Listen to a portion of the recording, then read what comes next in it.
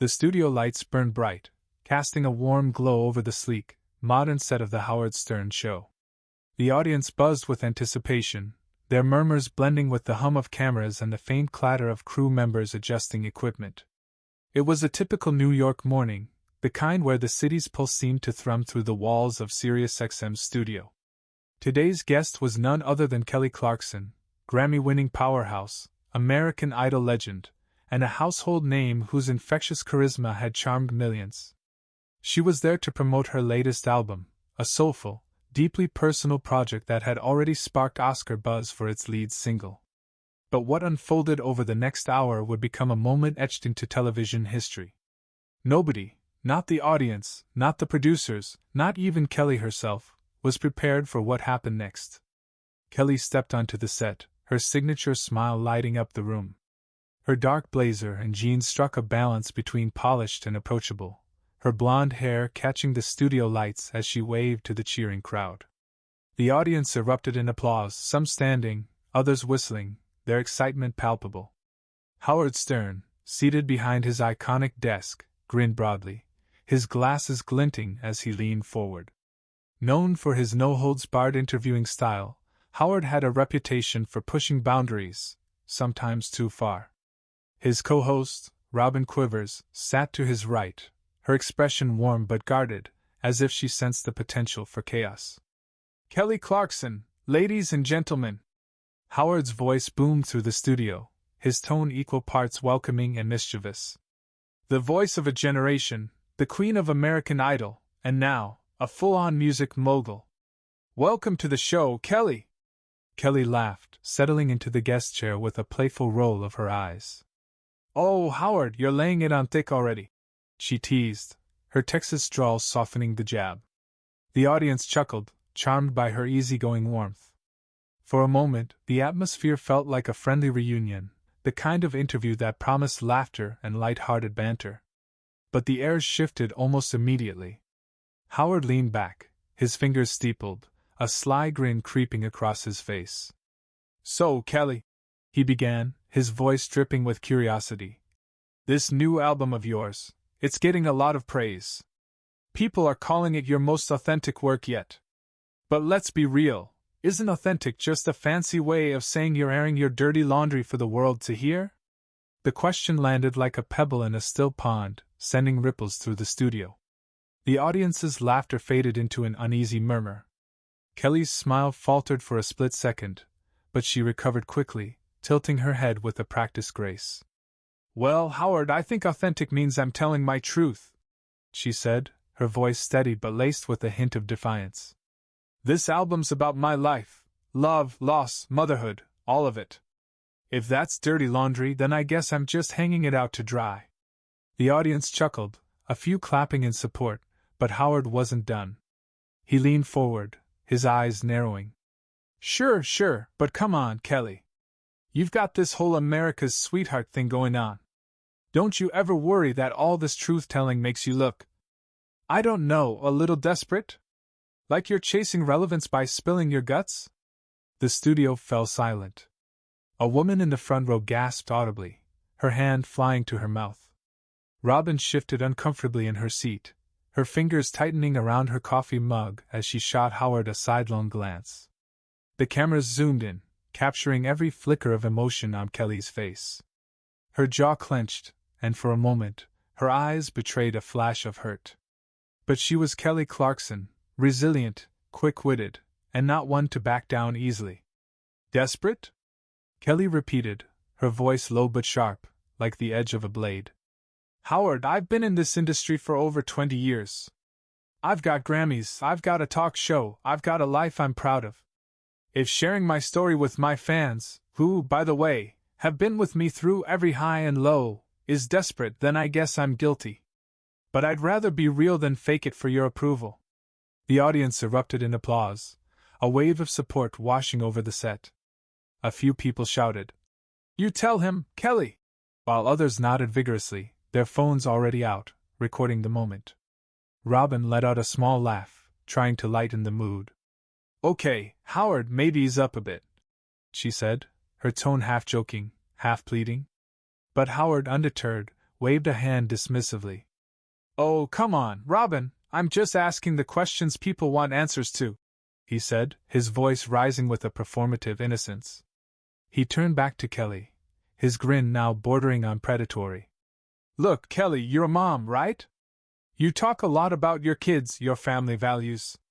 But you've also been pretty open about your divorce, your struggles.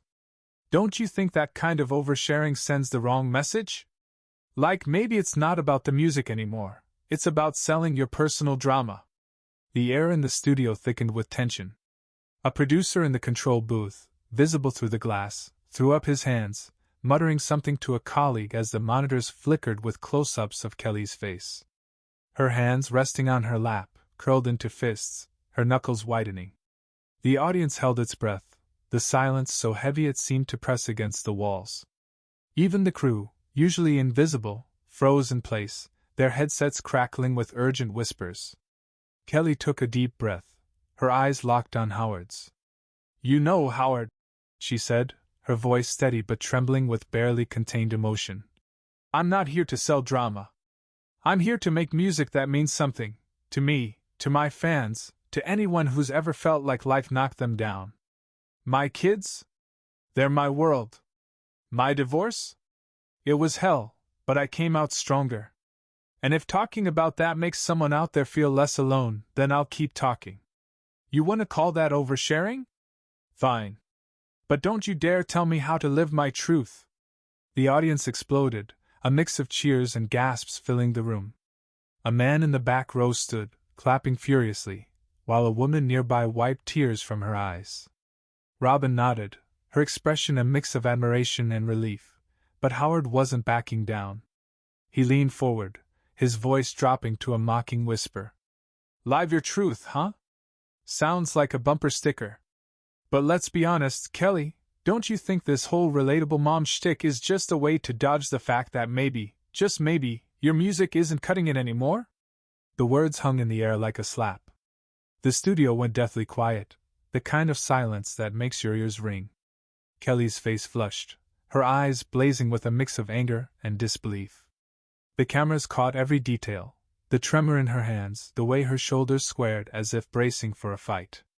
Robin opened her mouth to speak, but no words came out. In the control booth, the producer slammed a fist on the console, his voice crackling through the headsets. "Cut to commercial! Now!" But it was too late. Kelly Clarkson was done playing nice. What happened next shocked the world and sparked a firestorm of debate. Was Kelly right to stand her ground? Was Howard out of line? Share your thoughts in the comments below, and stay tuned for part 2 of this unforgettable clash.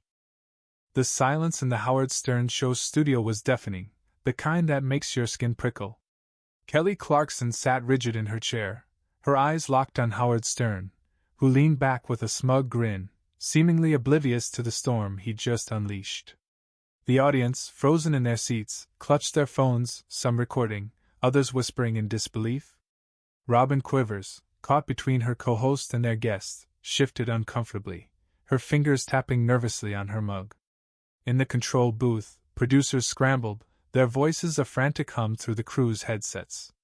The cameras, relentless, zoomed in on Kelly's face, her flushed cheeks, her trembling lips, the fire in her eyes. The moment felt like a lit fuse, and everyone knew the explosion was coming. Kelly's hands unclenched, her fingers spreading flat on her thighs as she took a slow, deliberate breath. The audience leaned forward, hanging on her next move. Howard, sensing the tension, doubled down. "Come on, Kelly," he said, his voice laced with mock concern. "You're a pro. You've been in the game forever. But this raw and real act, don't you think it's a bit calculated? Like you're playing the sympathy card to keep people listening?" The jab landed like a punch. A woman in the third row gasped, her hand flying to her chest. Another audience member muttered, "Oh, he didn't," loud enough for the mics to catch. Robin's eyes widened, and she leaned forward, her voice cutting through the tension. "Howard, maybe we should talk about the album now," she said, her tone sharp, a clear attempt to steer the ship back to safer waters. But Howard waved her off, his grin widening. No, no, Robin, let's keep it real. That's what Kelly's all about, right? Realness? Kelly's laugh was sharp, almost brittle, cutting through the studio like a knife. Realness, she repeated, her Texas drawl thick with disdain. You want to talk about realness, Howard? Let's do it. You sit there, throwing cheap shots, acting like you're above it all. But what's real about tearing people down for ratings? What's real about taking someone's life, their pain, their joy, their work, and reducing it to some tabloid headline? The audience erupted, a mix of cheers and shocked murmurs rippling through the crowd. A man in a plaid shirt pumped his fist, shouting, "Get him, Kelly!" while a woman nearby nodded, her eyes glistening with tears.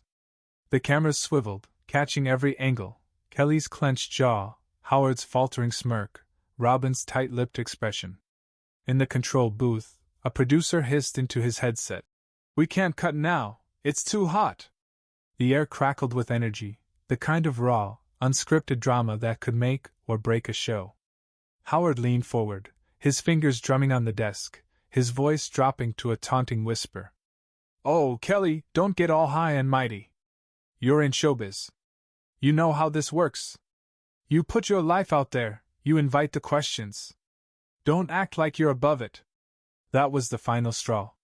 Kelly's eyes flashed, and she stood abruptly, her chair scraping against the floor with a jarring screech. The audience gasped, a collective intake of breath that seemed to suck the air from the room. The cameras followed her every move, the way her shoulders squared, the way her hands trembled slightly before she steadied them. She ripped off her mic pack, the faint pop echoing through the studio's speakers, and tossed it onto the chair. "You know what, Howard?" she said, her voice low but resonant, carrying the weight of years in the spotlight. "I came here to talk about my music, my fans, my heart. But you don't care about any of that. You just want a soundbite, a clip that'll go viral so you can pat yourself on the back. Well, congratulations, you got it. But I'm done playing your game." The studio was a sea of stunned faces. A woman in the front row clutched her phone, her hands shaking as she recorded. Another audience member whispered, "She's leaving?" as if unable to process the moment. Robin reached out, her voice soft but urgent. "Kelly, wait, you don't have to." But Kelly held up a hand, silencing her with a look that was equal parts resolve and exhaustion. She turned to the audience, her expression softening, her voice steady but raw. "I make music for you," she said, her eyes scanning the crowd, connecting with every tear-streaked face, every wide-eyed stare. "For the people who've been through heartbreak, who've fought to get back up, who've found joy in the little things. My life, my kids, my struggles, my wins, it's all in my songs because I believe in being honest. And if that's a crime, then I'll keep committing it. But I won't sit here and let someone twist that into something ugly." The applause was deafening, a tidal wave of sound that shook the studio. People leapt to their feet, clapping, cheering, some wiping tears from their eyes. A man in the back shouted, "We love you, Kelly!" while others nodded, their faces lit with admiration. Howard, for the first time, looked rattled, his hands frozen mid-gesture, his grin replaced by a tight, uncomfortable smile. Robin stared at Kelly, her expression a mix of awe and regret, as if wishing she'd stepped in sooner. Kelly turned to Howard one last time, her voice calm but piercing. "You want to know what's desperate, Howard? It's thinking you have to tear someone down to stay relevant. I hope you figure out a better way." With that, she walked off the set, her heels clicking against the polished floor, each step a declaration of dignity. The audience watched in stunned silence as she disappeared behind the curtains, the heavy fabric swishing shut behind her. The studio descended into chaos. Producers rushed onto the set, one barking orders into his headset, while another gestured wildly at the control booth. The cameras panned to Howard, who tried to laugh it off, his voice strained. "Well, folks, that's live radio for you," he said, but the words fell flat, drowned out by the audience's murmurs. Robin shook her head, muttering, "You went too far, Howard." Just loud enough for the mics to catch. As the show cut to commercial, the moment was already spreading like wildfire. Clips of Kelly's speech flooded social media, Hashtags like hashtag Kelly walks out and hashtag Stern vs. Clarkson trending within minutes. Fans praised her for standing her ground, while others debated whether Howard's questions were fair game.